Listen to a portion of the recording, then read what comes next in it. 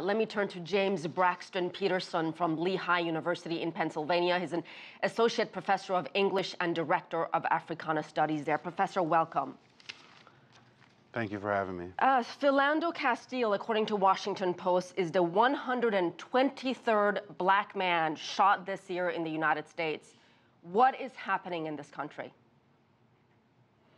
Unfortunately, the same thing that's been happening for quite some time. We know from the Malcolm X Grassroots Organization study that was done that about every 23 or 24 hours, a civilian is shot by the United States, some form of the United States police force. And so although this is a very pronounced moment and these unfortunate and awful tragedies occurred back to back, which is drawing a little bit more media attention, we have to remember the fact that the reason why there is this long string of hashtags, the reason why any one of us now can call to remember several names. We can all call out Eric Garner. We can call out a number of different folks who have died at the hands of law enforcement over the last couple of years, because this is a regular occurrence. This is the lived reality of poor folks and people of color in communities all over this country. A new reality, but with technology now involved. Talk to us about how cell phone cameras, and this one completely different and very surreal by this woman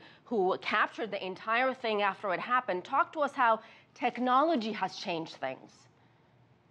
Social media has absolutely changed things. It's not just the fact that everyone has a pretty powerful camera on their phone, but it's actually that we have these social media platforms to share some of these unfortunate films. I mean, I would caution all of your viewers that we're not suggesting that you watch these films, but we do have to deal with the reality that civilian cell phone cameras at this point are our best tool to shine a spotlight on these brutal murders. And so the idea that we don't have to rely on the narrative of law enforcement in these particular cases is what actually brings them to light. It's unfortunate. I'm sure that the folks who created Facebook Live didn't think that this would be the sort of introduction of this new version of the Facebook platform to the world. But the reality is that social media is probably our greatest tool in shining a light on excessive force and police brutality in the United States. Unarmed black men, armed black men who have weapons legally are clearly losing lives here at staggering numbers. But just as shocking is perhaps lack of justice and accountability here. It's an absence of justice. There's no question about that. And I think there's two pieces that we've got to consider here.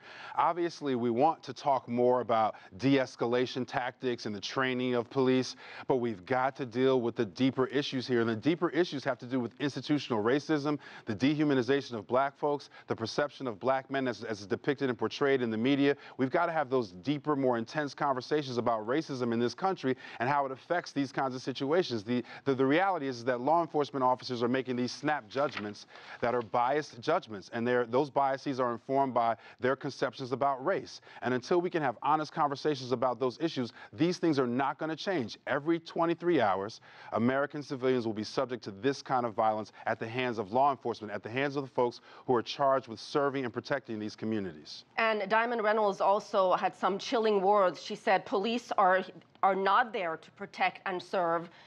They're here to assassinate us.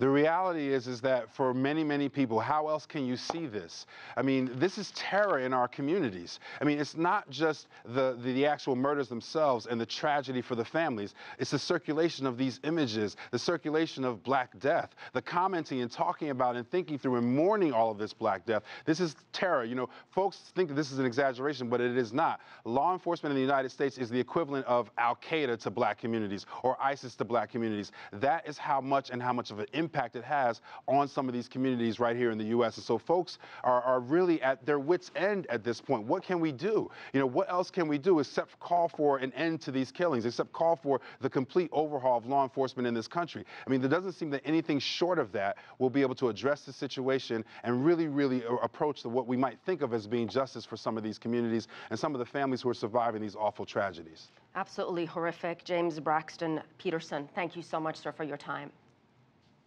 Thank you.